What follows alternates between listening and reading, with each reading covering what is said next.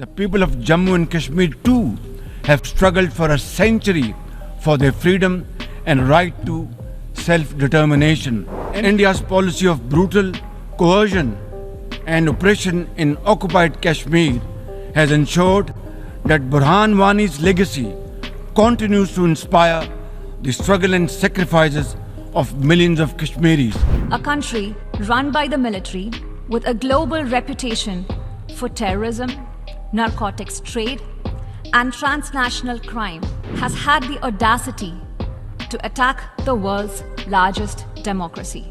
Pakistan has long employed cross-border terrorism as a weapon against its neighbors. It has attacked our parliament, our financial capital Mumbai, marketplaces, and pilgrimage routes. The real truth is that Pakistan covets our territory, has continuously used terrorism to disrupt elections in Jammu and Kashmir, an inalienable and integral part of India. The nation that committed genocide in 1971 and which persecutes its minorities relentlessly even now, dare speak about intolerances and phobias. This assembly regrettably witnessed a travesty this morning. A country run by the military with a global reputation for terrorism, narcotics trade, and transnational crime has had the audacity to attack the world's largest democracy. I speak about the reference to India in the speech of the Pakistani Prime Minister. As the world knows, Pakistan has long employed cross-border terrorism as a weapon against its neighbors. It has attacked our parliament, our financial capital Mumbai, marketplaces, and pilgrimage routes. The list is long.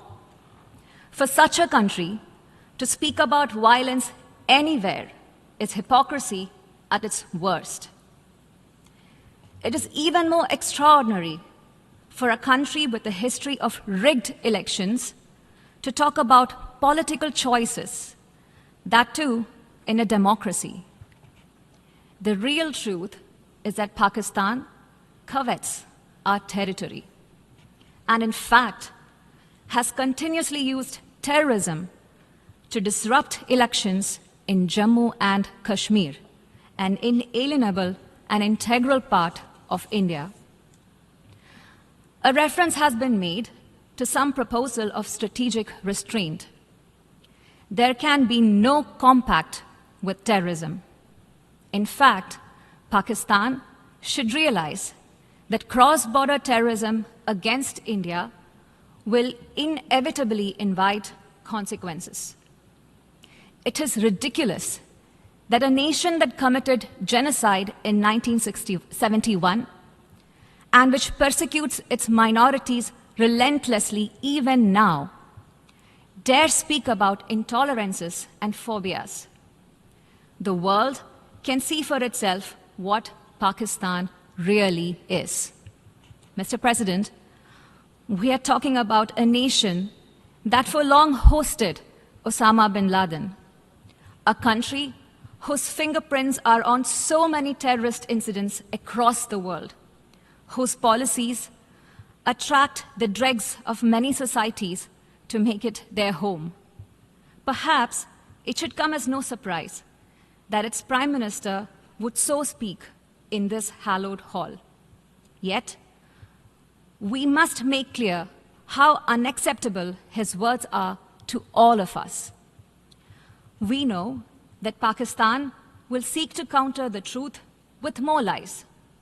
Repetition will change nothing. Our stand is clear and needs no reiteration.